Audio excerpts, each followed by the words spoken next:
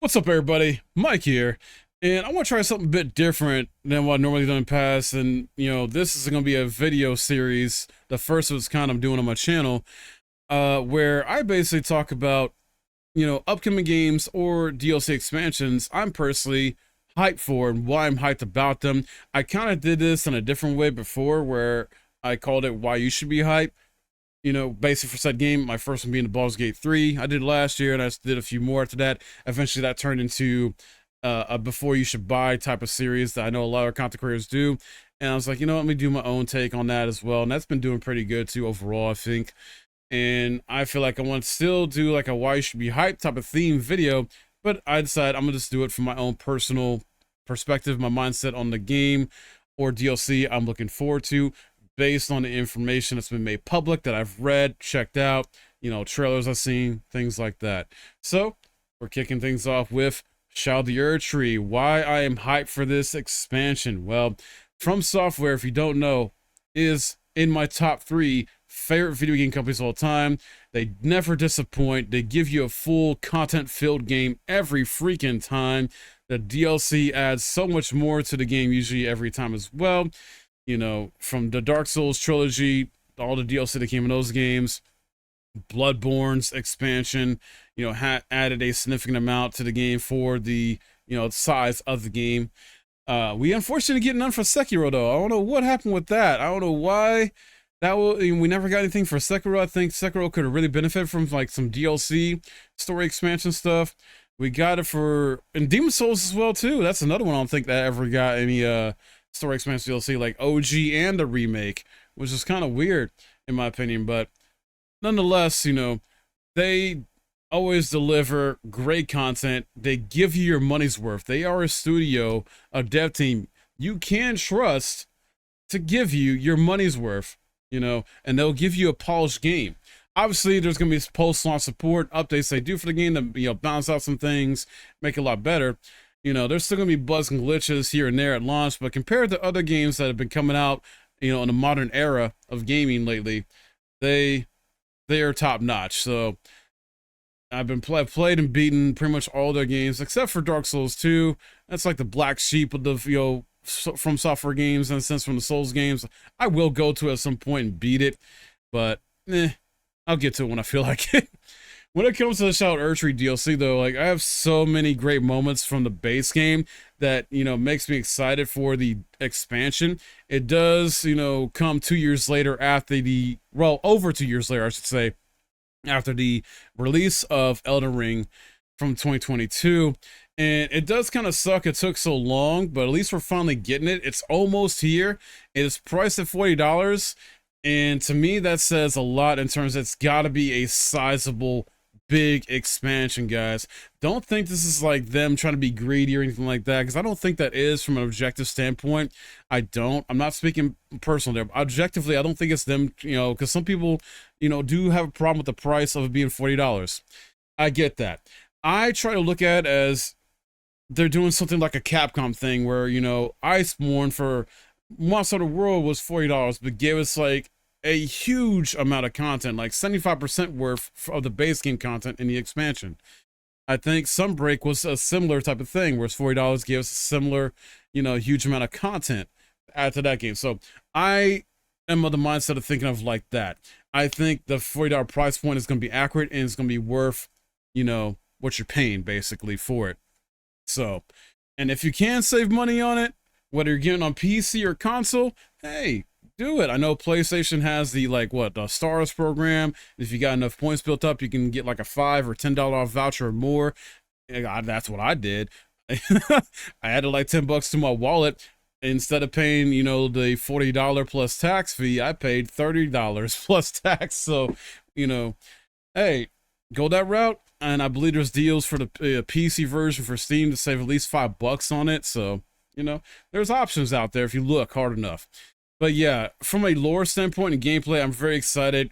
We're gonna get Mesmer, this crazy new villain on the Land of Shadow. It seems to be the main antagonist. I can't wait to fight him.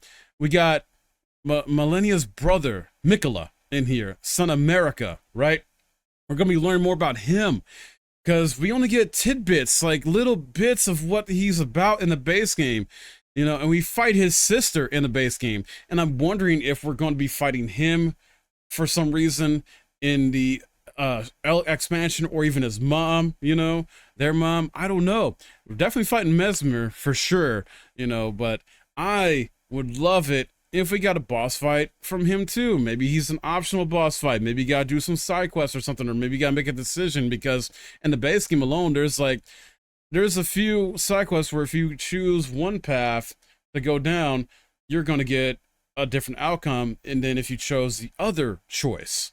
So there's a little bit of choices matter, you know, in the base game alone, and I imagine this is gonna have something similar to that as well, and that makes me excited. Not only that, the moments, man, like the epic bosses, you know, and epic moments when you've, you know, engaged bosses and have moments I've had in a base game like this.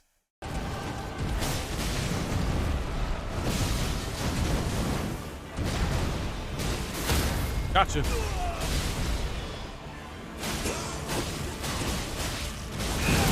That hurt.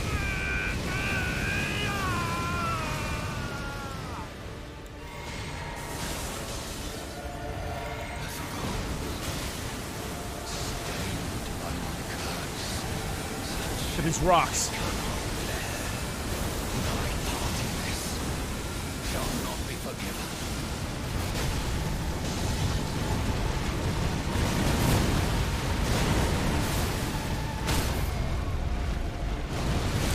Backstab, motherfucker.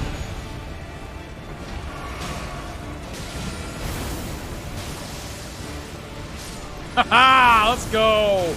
Go with the rock throw. Love it. Hell yeah. Then I'm also looking forward to even the scary and terrifying moments, you know, that may be in store for me when it comes to the expansion.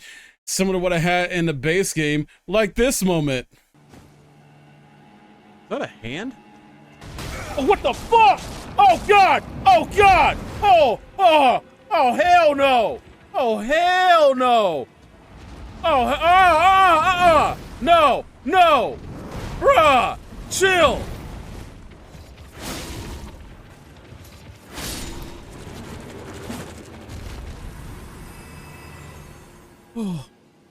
Oh, that scared the fuck out of me. So yeah, it's like stuff like this I'm looking forward to a lot personally. And I hope you guys are looking forward to it as well too, whether you're veterans of the series or even newcomers. I definitely think it's going to bring a lot of new people in, and I can't wait for it to bring new players in. You know, I love Elden Ring. I've beaten it multiple times already. I've 100%ed the game. The lore is not, you know, it's still hidden. It's still a mystery. Some aspects of lore is a bit more direct. Some others you still gotta look for and go out your way. I love that. I'm wondering how the world's gonna be. One thing I know myself and probably a lot of other players are gonna hate though, because Miyazaki loves to do this, is he's gonna put in a swamp area. So, not looking forward to that swamp area, but Miyazaki, I get it. You love your swamps. But yeah, I'm hyped because I do trust From Software's company, from you know, them delivering a great product. They always usually deliver great product. Heck, Armored Core 6 is freaking amazing. If you've played it or haven't played it yet, I recommend that one as well. And Miyazaki's confirmed he wants to do more in the Armored Core series and, you know, keep that franchise alive, basically. So it's really cool stuff about that too. But the powers too, they're talking about, like the abilities and things too, like the new powers and weapons. I can't wait to try those out. There's so many freaking stuff in the base game alone, weapon wise, you know, magic wise. I've been able to create so many builds because of this. I think I'm at 50 builds on the YouTube channel right now, and I still got more I want to try and put out before the launch of the expansion. And then you got to think too, the expansion is going to add even more to this. Like, builds are about to get freaking insane. All right, like the amount of build variety is insane in this game already as is, and I'm not even talking about like if you add mods in there. I'm just simply talking about just base game alone. There's so much you can do with all the updates they've done to the game. And yeah, like, oh my god, I can't wait. Like, I want to show how to use these different new builds, these new powers. I know we're getting a new type of leveling system because Miyazaki doesn't want players to go in to the expansion, you know, OP. He definitely wants them to feel kind of like they were at the beginning of the base game in terms of how they get like feel debuffed or they feel nerfed or they feel, you know, weak to a certain level. So, and I think that's good, honestly. You know, you don't want to go into it just, well, at least I don't want to go into it just wrecking everything. I want to, you know, have some challenge.